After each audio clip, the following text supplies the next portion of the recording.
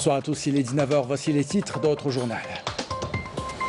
La grande mosquée d'Alger a accueilli cet après-midi les fidèles pour la première prière du vendredi, une prière accomplie dans le respect des mesures sanitaires. C'était le cas dans d'autres mosquées du pays. Les images et les premières réactions dans un instant.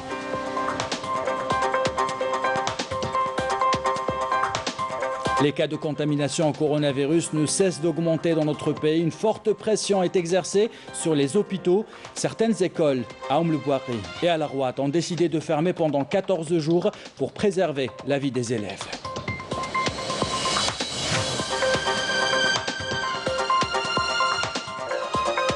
Dans le dossier de ce 19h, il est question de production animale et végétale. Nous irons visiter une pépinière de génisses à Béjaïa.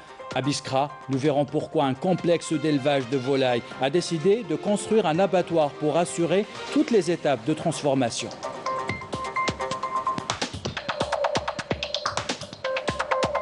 Enfin, on vous invite à faire une petite balade au Mont Chenois à la découverte de l'arbousier. Sa racine est un remède contre l'hypertension artérielle. Ses feuilles, un antioxydant. Des images apaisantes à découvrir tout à l'heure. Voilà pour les titres. Bienvenue à tous. On entame ce journal par ces belles images de la grande mosquée d'Alger qui a accueilli les fidèles pour la première prière du vendredi. Une prière accomplie, vous allez le voir, dans le respect des mesures sanitaires de prévention contre la propagation du coronavirus. Les tapis de prière individuels sont désormais une obligation, tout comme le port des masques. Couverture de Khalil Touati, commentaire signé Adel Bouhamis.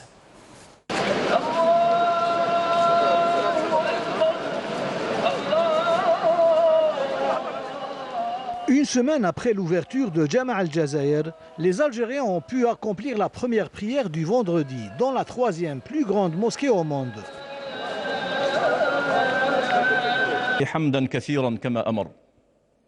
Cet édifice est le plus important après les lieux saints de l'islam, après la Mecque et Médine, pourvu qu'il soit bien entretenu. Je suis de Tougourde, je trouve que cette mosquée est une merveille. Prions Dieu pour qu'il nous préserve de cette pandémie. Je prie Dieu pour qu'il nous vienne en aide à contenir cette pandémie, pour qu'on puisse enfin effectuer toutes les prières dans cette mosquée. Cet édifice est une fierté pour notre pays. Prions Dieu pour qu'il guide nos pas sur le droit chemin. La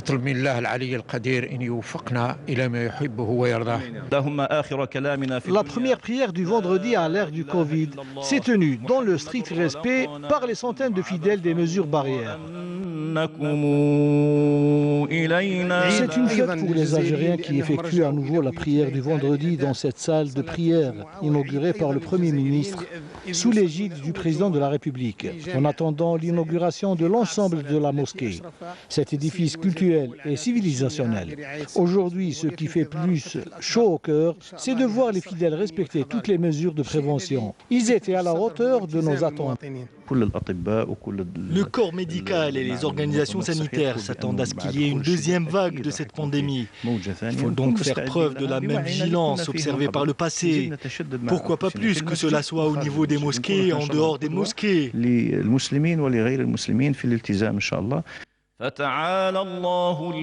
La grande mosquée d'Alger est édifiée pour consolider l'attachement de toute une nation à sa religion. Un lieu où les mesures barrières doivent être bien respectées.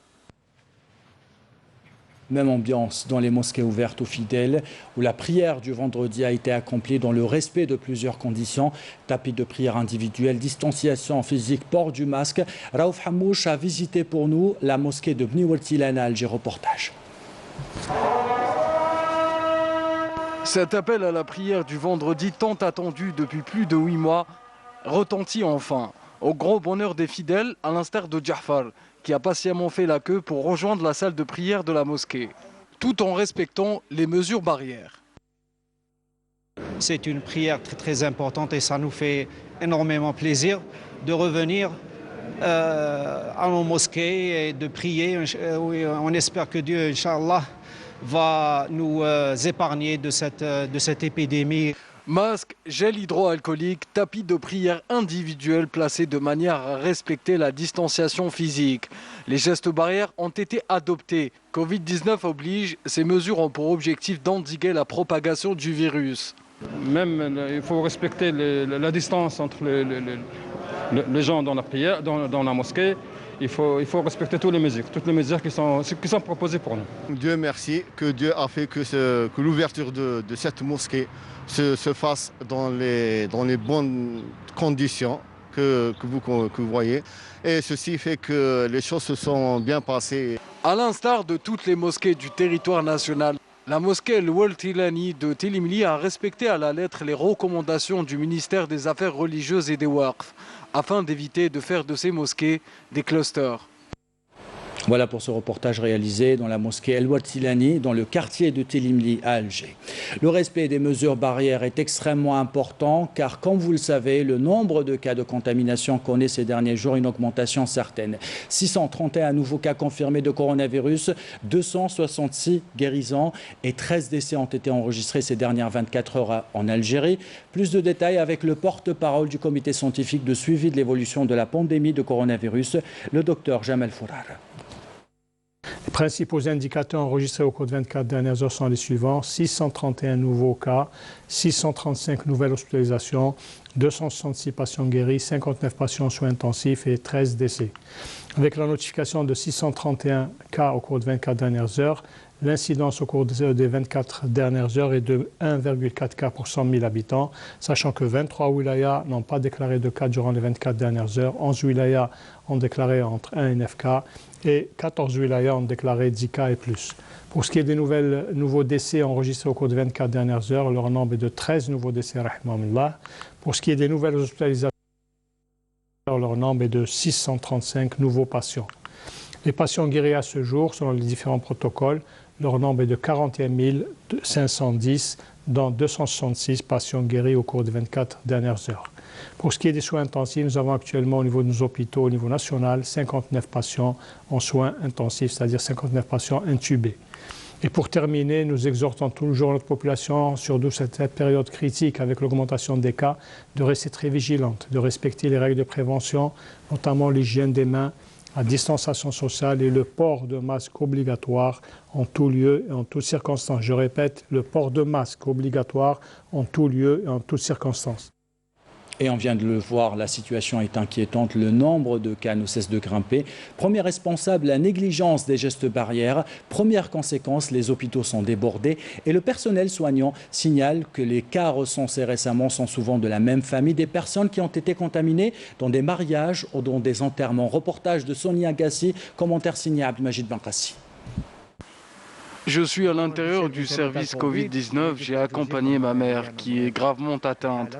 J'ai été réellement surpris par sa contamination. Je profite de l'occasion pour lancer un appel aux citoyens pour leur dire de rester chez eux. La situation est vraiment grave. Et du coup, c'est la mère de ce jeune homme qui se retrouve hospitalisé dans le service réanimation de l'hôpital Frantz Fanon de Blida pour des soins intensifs. Elle est gravement atteinte du coronavirus.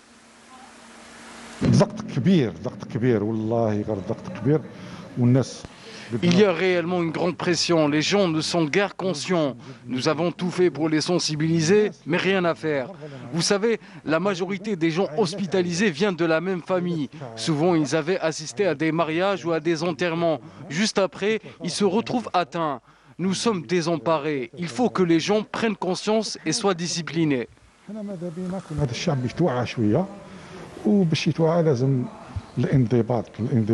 Et résultat immédiat de cette négligence et de cette inconscience des uns, les hôpitaux affichent complet une situation qui risque de se compliquer davantage, surtout avec la réapparition de la grippe H1N1. Effectivement, le virus في هذه المرحلة يتضاعف، mais كاين عوامل اللي نقدروا نتحكموا فيها. C'est vrai, dans cette situation, le virus retrouve un terrain propice. Mais il faudrait que les gens fassent attention et redoublent d'efforts pour arrêter la propagation du virus pour cette deuxième vague, avec une application stricte du protocole sanitaire.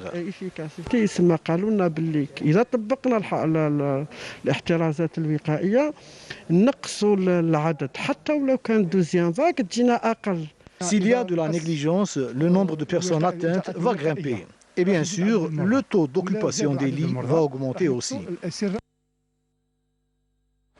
Et cette pandémie a obligé 4 écoles à Moulbouakhi à fermer leurs portes pendant 14 jours. Une école à Al-Rouat et une autre à Aflou ont également fermé par mesure préventive. Des enseignants ont été testés positifs au coronavirus. Les détails avec Badi Amadi. Quelques semaines après la reprise des cours, les premiers cas de coronavirus sont apparus dans des établissements scolaires à Oum-el-Bouaghi et à Al-Rouat. À Oum-el-Bouaghi, les cours ont été suspendus temporairement dans 4 écoles primaires sur décision de la direction régionale de l'éducation après détection de cas confirmés parmi le personnel de ces établissements. Toutes les mesures préventives sont prises et les parents d'élèves sont sensibilisés. Nous avons appliqué le protocole sanitaire et travaillé en fonction des plans élaborés par le ministère de l'Éducation nationale concernant l'organisation pédagogique au sein des établissements scolaires. Après apparition des cas, la première mesure que nous avons prise est la suspension de la scolarité au niveau de ces établissements en concertation avec la commission sanitaire de la Wilaya, à qui nous avons demandé de lancer une enquête épidémiologique. À la reprise des cours, certains enseignants, personnels pédagogiques et fonctionnaires se sont plaints de symptômes. Nous les avons directement orientés vers les structures de santé pour dépistage. Même situation à Al-Rouat où il a été décidé le gel des cours pour une durée de 14 jours au niveau des 2 écoles primaires, Ali Bougrine à Al-Rouat et Othmani Al-Arbi à Aflou. La décision est prise par le Wali sur recommandation de la commission médicale wilayale et ce après contamination de 2 enseignantes. Objectif, éviter toute propagation du virus en milieu scolaire. Les 2 enseignantes présentaient des symptômes. Elles sont actuellement sous surveillance médicale. Comme mesure de prévention, il a été décidé de fermer ces 2 établissements. Une opération de désinfection a été menée par la protection civile au niveau de ces 2 établissements scolaires. Cette fermeture temporaire de ces écoles est décidée pour éviter la propagation du virus. Elle s'inscrit en droite ligne avec les mesures préventives mises en place. Malgré un protocole sanitaire strict, des cas de coronavirus commencent à apparaître dans certaines écoles. La seule solution pour éviter d'être contaminé est de respecter les gestes barrières, porter un masque pour sauver votre vie et celle des autres. Voilà pour cette page consacrée à la propagation et à la prévention contre le coronavirus. On s'intéresse à un autre volet dans ce journal, la production animale et végétale. On vous invite à visiter le complexe de Sourtnin dans la wilaya de Béjaïa. Il a fait de l'élevage bovin sa spécialité. Une pépinière de génisses a vu le jour grâce à la technique de l'insémination artificielle. Reportage signé sur place à Aïda Mayouf. Force est de constater que la vallée de la Soumam connaît ces dernières années un intérêt grandissant pour l'élevage bovin. Le complexe agro-zootechnique et d'élevage Kazel de Lota à Sourtnin émarge amplement au registre des principaux éleveurs de la région. Dans ce bâtiment dédié à l'insémination artificielle, les zootechniciens s'emploient à produire une pépinière de génisses. Nous avons 140 génisses issus à 100% de l'insémination artificielle. Donc l'un des buts principaux c'est la production laitière, la production fourragère et la mise en place d'une pépinière de génisses. Nous avons 140 génisses âgées de 3 mois à plus de 18 mois et nous avons 40 génisses pleines. Ils ont été élevés au lait naturel jusqu'à 1 mois et puis nous introduisons du lait d'allaitement pour minimiser le coût de revient de la génisse. Les capacités réelles de ce complexe sont de 1250 têtes, ça veut dire 540 vaches laitières. On devait recevoir le reste des animaux pour compléter durant le mois de septembre. Vu la pandémie du Covid-19, donc les choses n'ont pas pu être réalisées. L'objectif aussi de ce complexe, c'est de produire 4 à 5 millions de litres de lait par an. Autre bâtiment, celui de la nurserie, un lieu dédié à la mise-bas et l'élevage des veaux et velles de 0 à 3 mois. Une nouveauté pour cette année, chaque animal est soumis au protocole d'identification initié par le ministère de l'Agriculture et du Développement rural. Nous avons des bêtes jusqu'à 18 mois qui sont déjà porteuses de boucles d'identification nationale mises par le ministère de l'Agriculture. Ça nous permet un recensement, ça nous permet d'avoir toutes les données de la bête. On va arriver à faire un pédigré au sens propre du terme. Kazel Filiale de l'Algérienne des viandes, demeure un complexe intégré. Outre la production animale, il fait également de la production végétale. Donc pour produire du lait, on produit de l'ensilage de maïs, de l'ensilage d'orge, de l'ensilage d'avoine. Cette année, on a produit environ 900 tonnes d'ensilage, toutes catégories confondues, dont 450 tonnes de maïs. Nous avons installé dans les bâtiments, comme vous pouvez le voir, des racleurs pour le nettoyage. Nous récupérons tous les lisiers et les fumiers dans des bassins qui, après fermentation, nous servent à amender les sols, ce qui nous permet de les enrichir et surtout de diminuer au niveau des parcelles.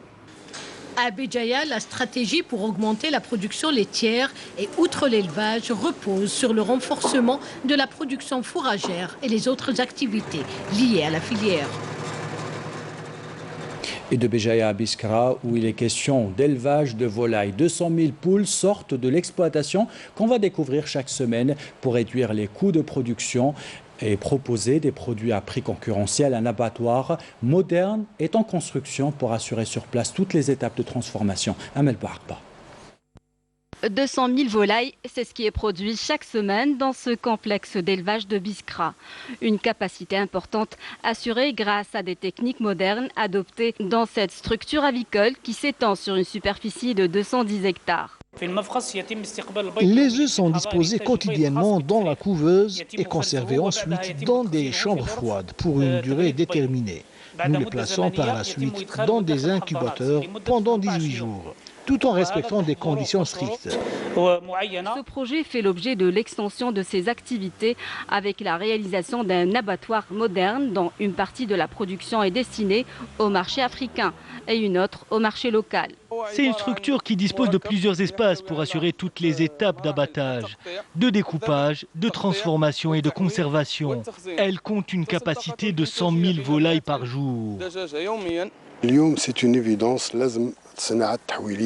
L'industrie de transformation doit être privilégiée car le marché n'arrive plus à contenir toute la production de volailles. C'est pourquoi il faut penser à la transformation du surplus de production. Nous avons d'ailleurs lancé plusieurs projets dans ce domaine. Certains sont à un taux de réalisation de 80%. D'autres sont en voie de lancement. Misant sur une technologie de pointe et sur les compétences algériennes, ce complexe a réussi à développer la filière avicole, un investissement agricole ambitieux qui offre des perspectives prometteuses de nature à couvrir non seulement Biskra, mais aussi les wilayas limitrophes. Dans l'actualité internationale, le ministre des Affaires étrangères sahraoui, Mohamed Salem Ould Salek, a appelé le Conseil de sécurité de l'ONU à travailler sérieusement à mettre fin à la colonisation marocaine. Sur le terrain, plusieurs organisations internationales de défense des droits de l'homme ont appelé à la libération immédiate des prisonniers politiques sahraouis du groupe Gdeymezik en détention arbitraire depuis 2010 dans les prisons marocaines. Ces organisations réclament des enquêtes indépendantes sur les allégations de torture subies par les prisonniers sahraouis. En Libye, le directeur du centre d'études Astrolabe a salué dans une déclaration à l'APS le rôle distingué et sage de l'Algérie dans la résolution de la crise libyenne ainsi que les interventions positives en faveur du peuple libyen, affirmant que l'approche algérienne qui prône la tenue d'élections et l'instauration d'institutions légitimes dans ce pays voisin constitue la base et la résolution de la crise libyenne. Il a rappelé que le président de la République, Abdelmajid Tebboune, avait mis l'accent sur l'impératif d'aller vers des élections en Libye et ce qui représente donc la véritable revendication du peuple libyen. La pandémie de coronavirus continue à faire des ravages. La Chine, qui semble contrôler le virus, bloque désormais l'arrivée des voyageurs étrangers en provenance d'une dizaine de pays comme la France, le Royaume-Uni et la Belgique. En termes de chiffres, les États-Unis demeurent le pays le plus touché par la pandémie avec plus de 235 000 décès et près de 10 millions de cas de contamination. Et toujours aux États-Unis, qui ont voté dans des conditions particulières, la course à la Maison-Blanche se poursuit. Les deux candidats se livrent à une bataille de chiffres. Donald Trump appelle à arrêter les comptages des voix dans les États qui lui sont défavorables. Joe Biden, très conforté par les derniers résultats, notamment en Pennsylvanie et en Géorgie, appelle quant à lui à faire respecter la loi de chaque État. Dans la capitale fédérale Washington, des manifestants pro-Biden ont appelé à poursuivre le comptage de tous les voix. En Pennsylvanie, des partisans de Donald Trump ont tenté des actions d'intimidation en face des bureaux de vote. Plusieurs personnes susceptibles de préparer des attaques contre ces bureaux ont été arrêtées par le FBI. Et retour en Algérie pour une petite balade au Mont Chenois à la découverte de l'arbousier. Le fruit de cet arbre possède plusieurs noms. Selon les régions donc, sa racine est un remède contre l'hypertension artérielle, ses feuilles un antioxydant. Reportage à Tipaza signé Siham Kenouch. Par une journée d'automne assez brumeuse, le Mont Chenois fut notre destination. Une nature luxuriante, calme et paisible. Des pins, des platanes, beaucoup de plantes aromatiques, mais aussi des fruits de bois, comme ce bel arbre, l'arbousier, avec ses fruits rouges et puis ses clochettes blanches qui, un jour, se transformeront en fruits bien mûrs. ساسنو سيسنو قطلب عنده بزاف اسماوات حسب لي ريجيون من المعروف بزاف هو سي لاربوزيي هذا الارب وهذا الفروي سي لاربوز لي تري سيكولون حلو اون فابريك دي جيلي دي كونفيتور même comme un fruit. Bien qu'il soit originaire de Méditerranée orientale, l'arbousier pousse bien chez nous.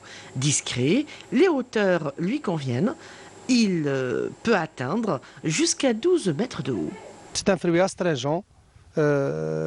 Aussi, il est émollient. Cet arbre, nous فيه la feuille, nous le fruit, et nous en même temps les clochettes صغار, les petites clochettes, c'est la fleur qui nous donne un fruit l'année prochaine, Inch'Allah. Donc, c'est un fruit à verdure annuelle.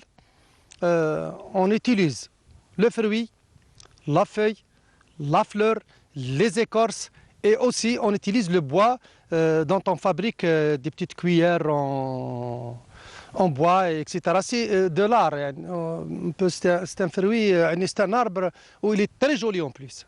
À Tipaza, l'automne a son charme, ses couleurs, ses fruits. Le Mont Chenois vaut le détour. De belles images. Du sport pour terminer ce journal avec ce tournoi organisé par le Mouloudia d'Alger au stade de Hidra pour rendre hommage à l'une des légendes du football algérien, Smaïl Khabato. Ce tournoi a regroupé le Nasr Hussein Dey, le Parado Athletic Club, la GS Kabylie et le club organisateur, le MCA. Couverture signée Sarah Derbel. C'est la première édition d'un tournoi dédié à la mémoire de l'une des plus grandes figures emblématiques du football algérien, Smaïl Khabato, organisé par le Mouloudia d'Alger. Amis, familles et plusieurs personnalités sportives étaient présentes pour rendre hommage à l'ex-entraîneur de l'équipe nationale. Oui, ça me fait un très grand plaisir à moi et à ma propre famille. Enfin, le père pour moi c'était, je sais pas moi, une icône.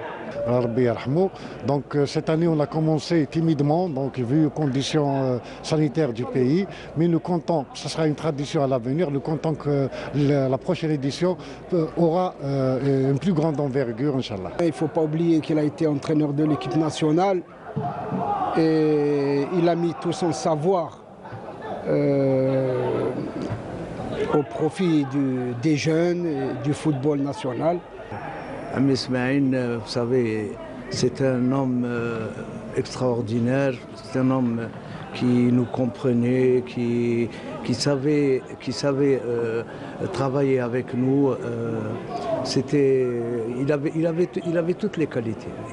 Ami Smaïl, il avait toutes les qualités.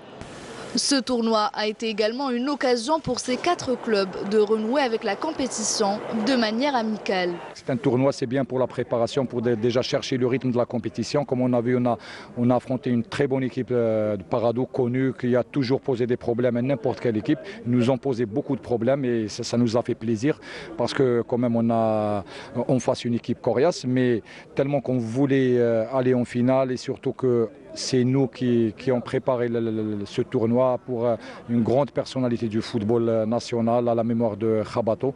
Inch'Allah, pour le moment, l'objectif a été atteint, on est en finale. Pour nous, c'est le troisième match تاعنا. On prépare l'équipe تاعنا اللي راح تكون إن شاء الله في البطولة. C'est un match très important pour nous. Même le tournoi هذا جا في وقته الحمد لله. Un tournoi organisé dans le respect des mesures sanitaires. Quant à la finale, elle aura lieu le 7 novembre et opposera le Mouloudia d'Alger au Nasser Hussein-D. Avec cet hommage, nous arrivons à la fin de ce journal. L'équipe de la rédaction qui l'a préparé, l'équipe technique qui l'a réalisé, vous remercie de l'avoir suivi. En bas de votre écran, les adresses web pour le replay, vos programmes. Belle soirée.